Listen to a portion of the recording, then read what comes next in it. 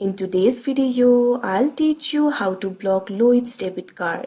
So if you want to block the Lloyds debit card, it is actually very simple. So first of all, what you have to do is launch open any browser of your choice. You can see over here, I've opened Google Chrome. Now click on the search bar and type in lloydsbank.com. Press enter.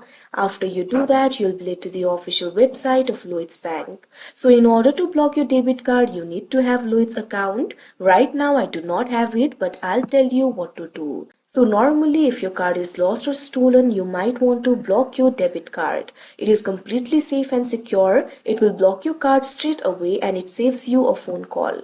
So what you have to do is simply log in to your account. After you log into your account, what you have to do is follow these steps. If you're using the mobile app, what you have to do is enter lost or stolen in the search bar. After you do that, you'll be able to fill out a form. Simply fill out all the informations and what you have to do is submit the form.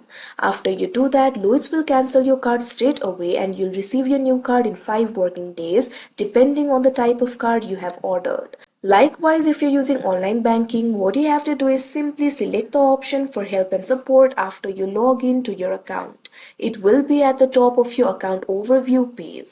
After you do that, choose the option for login or stolen card. After that, what you have to do is fill out a short form. After you do that, Lloyds will cancel your card straight away and you'll receive your new card in 5 working days, depending on the type of card you have ordered. So like this, you'll be able to do it. So like this, you'll be able to block the debit card. So that is how you block Lloyds debit card. I hope you found this video helpful. Thank you for watching.